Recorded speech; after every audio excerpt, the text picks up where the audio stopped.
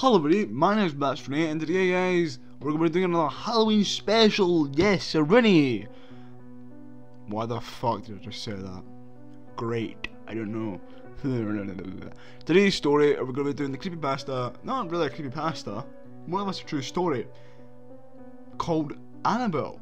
Now, if you haven't heard of Annabelle, she's been used in The Conjuring, the first movie, and she's had her own movie and getting a sequel next year, and I don't know what time of the year it comes out on, but obviously Halloween maybe, for it's scary, it's a horror movie, so it'll come out roughly around about then.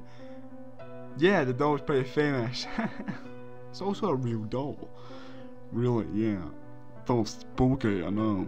So I'm gonna begin this, and at the end of the video I'm gonna link a video from me yesterday, because I'm recording this in the same day as I'm going to record the next video, or the last video to you guys, I don't fucking know. So let's begin. Annabelle was the focus of a case that famed paranormal investigators Ed and Lorraine Warren took part in during the early 1970s, and is highlighted in the book The Demonologist. It has been stated that this is one of the most unusual cases of a possessed object on record. I need to rest in this, man. In 1970, a mother purchased an antique Raggedy Ann doll from a hobby store. The doll was a present for her daughter, Donna, on her birthday. Donna at the time was a student in college preparing to graduate with her nursing degree, and resided in a tiny apartment with her roommate, Angie, who was also a nurse as well. Pleased with the doll, Donna placed it on her bed as a decoration and didn't give it a second thought until a few days later. Within that time, both Donna and Angie noticed that there appeared to be something very strange and creepy about the doll. The doll apparently moved on its own, relatively unnoticeable movement at first, like a change in position, but with the passage of time, the movement became more noticeable. Donna and Angie would come home to find the doll in a completely different room from which they had left it in. Sometimes the doll would be found cross-legged on the couch with its arms folded. Other times it was found upright, standing on its feet, leaning against a chair in the dining room. Several times Donna placing the doll on the couch before leaving for work would return home to find the doll back in her room on the bed with the door closed. Now let's move on to the next paragraph, called The Medium. One night Donna came home to find the doll had moved again. This time it was on her bed. Donna had come to find that this was typical of the doll, but somehow she knew this time it was different. Something wasn't right. A sense of fear came over her when she inspected the doll and saw what it looked like blood drops on the back of its hands, and its chest, seemingly from nowhere, a red liquid had appeared on the doll.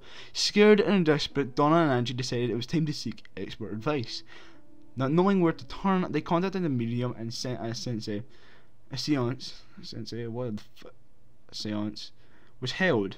Donna was then introduced to the spirit of Annabelle Higgins. The medium related the story of Annabelle to both Donna and Angie, and Annabelle was a young girl that resided on the property before the apartments were built. She was a young girl only 7 years old when her lifeless body was found in the field upon which the apartment complex now stands. The spirit related to the medium that she felt comfort with Donna and Angie and wanted to stay with them by moving into the doll. Feeling compassion for Annabelle and her story, Donna gave her permission to inhabit the doll and stay. They were soon to find out, however, that Annabelle was not what she seemed. Later that week, Donna saw the doll where Annabelle was ripped and had jagged cuts along her mouth. One night, Donna awoke to some singing like a little girl. She walked into her bathroom to see Angie dead with the words "Wanna play?" written in the blood of her friend. The doll was never found. Lou was friends with Donna and Angie and had been with them since the day the doll arrived. He had never been fond of the doll, and on several occasions warned Donna that it was evil, saying that she should get rid of it. However, Donna had developed a personal tie to the doll and decided to keep it despite Lou's feelings. Her decision was a terrible mistake. One night Lou woke up with a jolt of terror, and a jolt that didn't seem like it was from his usual nightmares. Somehow, something felt different. What would appear to be a common case of sleep paralysis became all too real. He looked around the room but couldn't discern anything out of the ordinary. At first, anyway, Looking down toward his feet, he saw the doll, Annabelle. It began to slowly glide up his leg, moving over his chest and stopping at his neck. Helpless against it, the doll began to strangle him. After a moment, Lou, at the point of asphyxiation, blacked out. He awoke the next morning, certain it wasn't an ordinary night terror, and was determined to rid himself of that doll and the spirit that possessed it. Preparing for a road trip the next day, Lou and Donna were reading over the maps alone in her apartment. The apartment was eerily quiet. The silence was broken when rustling sounds coming from Donna's room, aroused fear that someone had broken into the apartment. Lou, determined to figure out what was causing the noise, quietly made his way to the bedroom door. He waited for the noises to stop before entering and turning on the light. The room was empty except for Annabelle, whom was tossed in a corner on the floor. Lou searched the room for signs of forced entry, but nothing was out of place. As he got closer to the doll, he had a distinct impression that somebody was behind him. Spinning around, Lou found that despite his unease, nobody besides himself and the doll were in the room. Then, in a flurry of motion, he found himself doubled over in pain, with blood dripping from a cut in his wrist. Upon opening his shirt, there in his chest were what appeared to be 7 distinct claw marks. Today, if you enjoyed the video, if you ever wanted to, can go visit the infamous Annabelle doll in the Warren home, called the Warren Occult Museum in Mauritius, Connecticut. The museum is run by Lorraine Warren, the famous paranormal investigator and now frequent guest on the television show Paranormal State. Housed in a glass case in the museum, you will find Annabelle. Mrs. Warren relates to the Annabelle still moves about occasionally and is still known to make gurgling noises and unexpected visitors. Now, if you didn't want to hear the rest of the story, I'm just going to say it right now.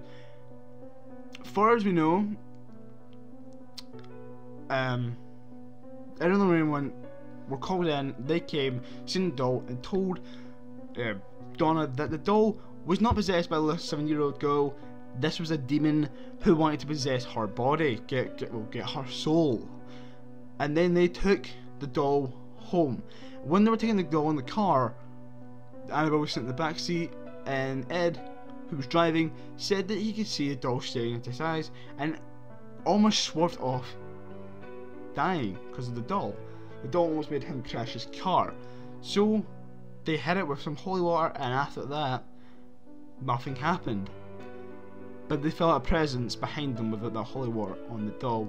Every week since then on, or every twice a month now, a priest will come in, does some kind of ritual around the doll, and make sure the demon stays at bay.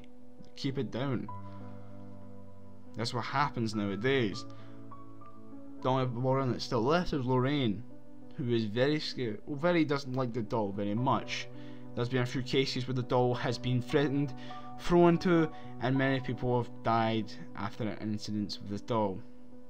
One case in particular, a guy and his girlfriend decided to insult the doll, make a fool out of the doll. Well, caused or didn't cause, God knows, coincidences happened on the road that day. The guy was killed in an accident. His girlfriend was put in hospital, but she was fine after it. For him, he died. Sorry guys, hope you guys enjoyed the story. That little bit of extra text was not on the wiki page or in the video. Mr. Creepypasta's videos. His video will be down in the description below. The wiki page will be down in the description below. That extra part was common knowledge from reading up on the doll prior to this video. Hey guys, hope you enjoyed the video, and I'll see you guys soon in this longest outro I've ever done in my fucking life. See you guys soon. Bye.